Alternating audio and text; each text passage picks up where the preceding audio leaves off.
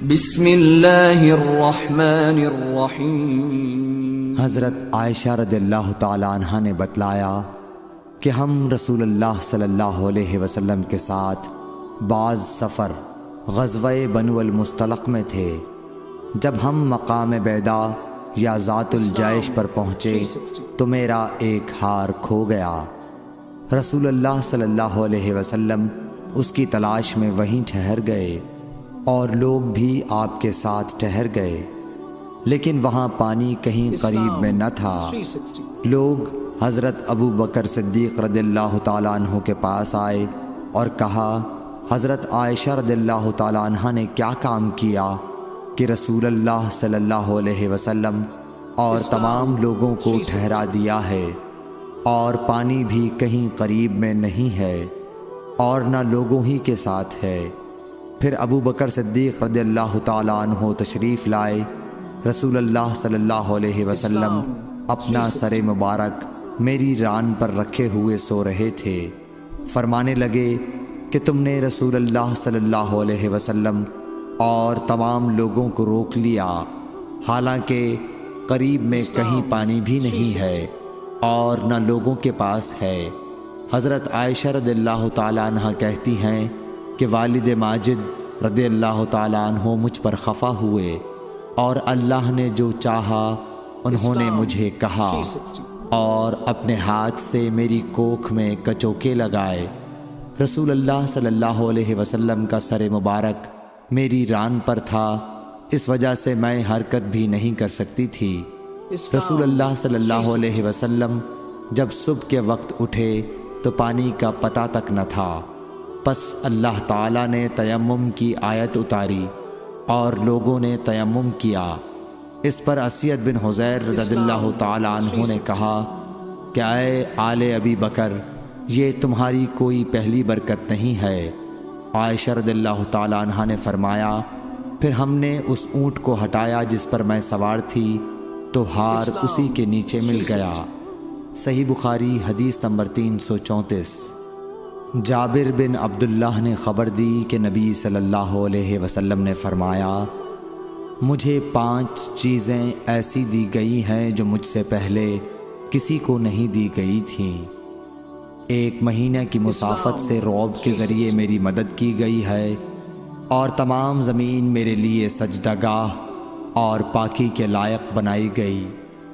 پس میری امت کا جو انسان نماز کے وقت کو جہاں بھی پالے اسے وہاں ہی نماز ادا کر لینی چاہیے، اور میرے لیے غنیمت کا مال حلال کیا گیا ہے، مجھ سے پہلے یہ کسی کے لیے بھی حلال نہ تھا، اور مجھے شفاعت عطا کی گئی، اور تمام انبیاء اپنی اپنی قوم کے لیے مبعوث ہوتے تھے، لیکن میں تمام انسانوں کے لیے عام طور پر نبی بنا کر بھیجا گیا ہوں۔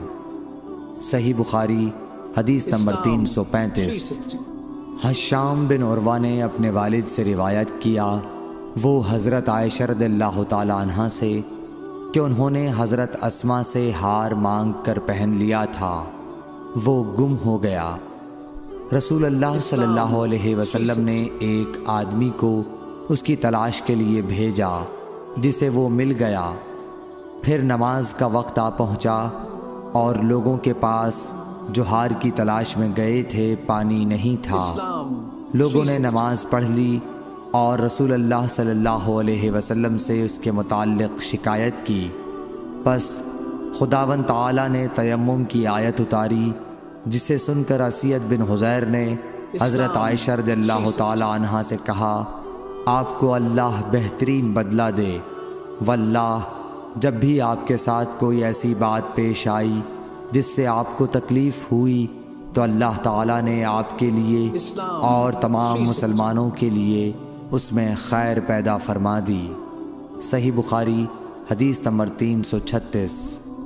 ابن عباس رضی اللہ تعالیٰ عنہ کے غلام عمیر بن عبداللہ نے کہا کہ میں اور عبداللہ بن یسار، جو کہ حضرت میمونہ رضی اللہ تعالیٰ عنہ زوجہ نبی کریم صلی اللہ علیہ وسلم کے غلام تھے، ابو جہیم بن حارث بن سما انصاری صحابی کے پاس آئے۔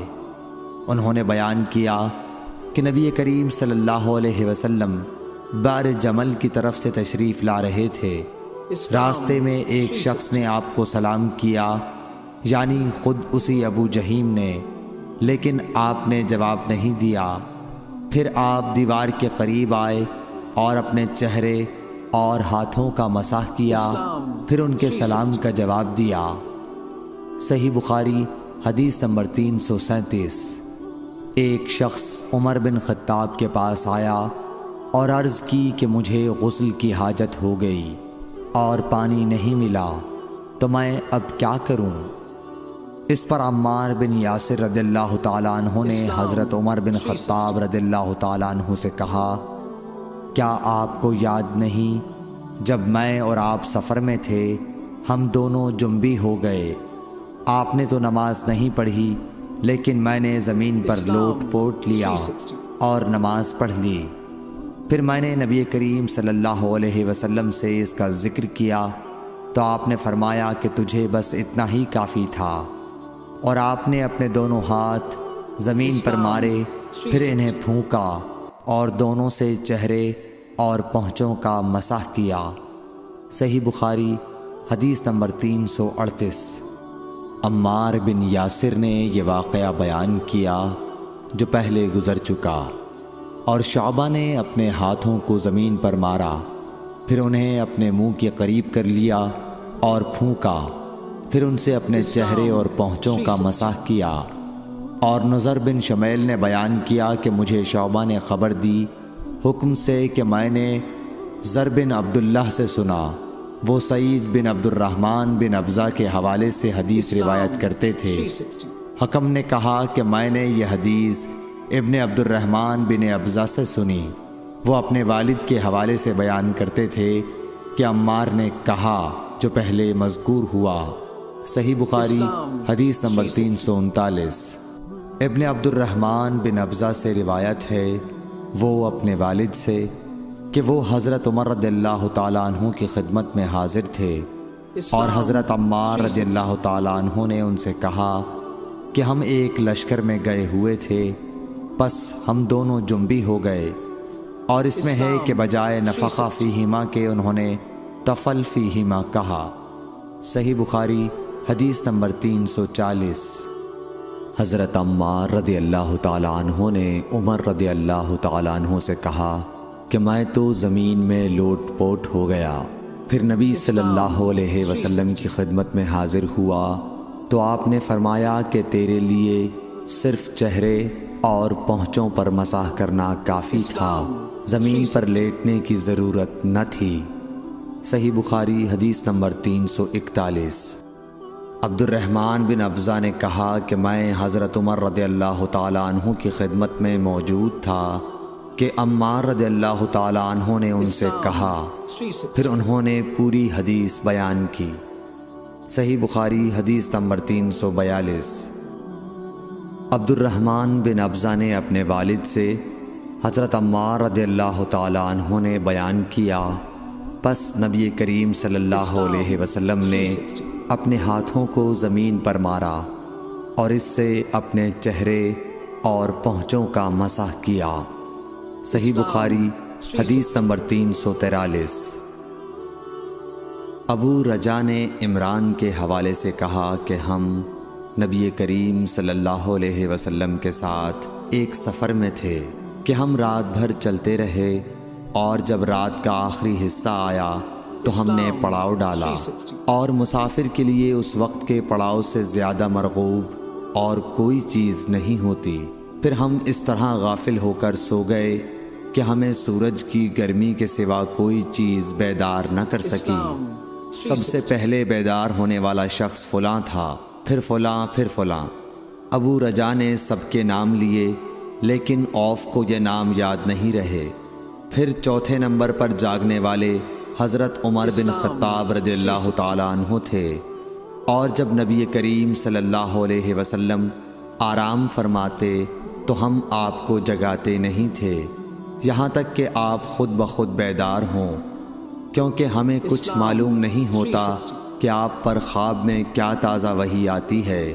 جب حضرت عمر جاگ گئے اور یہ آمدہ آفت دیکھی اور وہ ایک نڈر دل والے آدمی تھے، پس زور زور سے تکبیر کہنے لگے۔ اسی طرح بآواز بلند آپ اس وقت تک تکبیر کہتے رہے جب تک کہ نبی کریم صلی اللہ علیہ وسلم ان کی آواز سے بیدار نہ ہو گئے۔ تو لوگوں نے پیش آمدہ آفت مصیبت کے متعلق آپ صلی اللہ علیہ وسلم سے شکایت کی۔ اس پر آپ نے فرمایا کہ کوئی حرج نہیں، سفر شروع کرو۔ پھر آپ تھوڑی دور چلے، اس کے بعد آپ ٹھہر گئے اور وضو کا پانی طلب فرمایا اور وضو کیا اور اذان کہی گئی۔ پھر آپ نے لوگوں کے ساتھ نماز پڑھی۔ جب آپ نماز پڑھانے سے فارغ ہوئے تو ایک شخص پر آپ کی نظر پڑی جو الگ کنارے پر کھڑا ہوا تھا اور اس نے لوگوں کے ساتھ نماز نہیں پڑھی تھی۔ آپ نے اس سے فرمایا کہ اے فلاں، تمہیں لوگوں کے ساتھ نماز میں شریک ہونے سے کون سی چیز نے روکا؟ اس نے جواب دیا کہ مجھے غسل کی حاجت ہو گئی اور پانی موجود نہیں ہے۔ آپ نے فرمایا کہ پاک مٹی سے کام نکال لو، یہی تجھ کو کافی ہے۔ پھر نبی کریم صلی اللہ علیہ وسلم نے سفر شروع کیا تو لوگوں نے پیاس کی شکایت کی۔ آپ پھر ٹھہر گئے اور فلاں یعنی عمران بن حسین رضی اللہ تعالی عنہ کو بلایا۔ ابو رجا نے ان کا نام لیا تھا لیکن اوف کو یاد نہیں رہا، اور حضرت علی کو بھی طلب فرمایا۔ ان دونوں سے آپ نے فرمایا کہ جاؤ پانی تلاش کرو۔ یہ دونوں نکلے۔ راستے میں ایک عورت ملی جو پانی کی 2 پکھالیں اپنے اونٹ پر لٹکائے ہوئے بیچ میں سوار ہو کر جا رہی تھی۔ انہوں نے اس سے پوچھا کہ پانی کہاں ملتا ہے؟ تو اس نے جواب دیا کہ کل اسی وقت میں پانی پر موجود تھی، یعنی پانی اتنی دور ہے کہ کل میں اسی وقت وہاں سے پانی لے کر چلی تھی، آج یہاں پہنچی ہوں اور ہمارے قبیلے کے مرد لوگ پیچھے رہ گئے ہیں۔ انہوں نے اس سے کہا اچھا ہمارے ساتھ چلو۔ اس نے پوچھا کہاں چلوں؟ انہوں نے کہا رسول اللہ صلی اللہ علیہ وسلم کی خدمت میں۔ اس نے کہا اچھا وہی جن کو لوگ صابی کہتے ہیں؟ انہوں نے کہا یہ وہی ہیں جسے تم کہہ رہی ہو۔ اچھا اب چلو۔ آخر یہ دونوں حضرات اس عورت کو حضرت صلی اللہ علیہ وسلم کی خدمت مبارک میں لائے اور سارا واقعہ بیان کیا۔ عمران نے کہا کہ لوگوں نے اسے اونٹ سے اتار لیا۔ پھر نبی کریم صلی اللہ علیہ وسلم نے ایک برتن طلب فرمایا اور دونوں پکھالوں یا مشکیزوں کے منہ اس برتن میں کھول دیے، پھر ان کا اوپر کا منہ بند کر دیا، اس کے بعد نیچے کا منہ کھول دیا، اور تمام لشکریوں میں منادی کر دی گئی کہ خود بھی سیر ہو کر پانی پئیں اور اپنے تمام جانوروں وغیرہ کو بھی پلا لیں۔ پس جس نے چاہا پانی پیا اور پلایا اور سب سیر ہو گئے۔ آخر میں اس شخص کو بھی ایک برتن میں پانی دیا جسے غسل کی ضرورت تھی۔ آپ نے فرمایا لے جا اور غسل کر لے۔ وہ عورت کھڑی دیکھ رہی تھی کہ اس کے پانی سے کیا کیا کام لیے جا رہے ہیں، اور خدا کی قسم جب پانی لیا جانا ان سے بند ہوا تو ہم دیکھ رہے تھے کہ اب مشکیزوں میں پانی پہلے سے بھی زیادہ موجود تھا۔ پھر نبی کریم صلی اللہ علیہ وسلم نے فرمایا کہ کچھ اس کے لیے کھانے کی چیز جمع کرو۔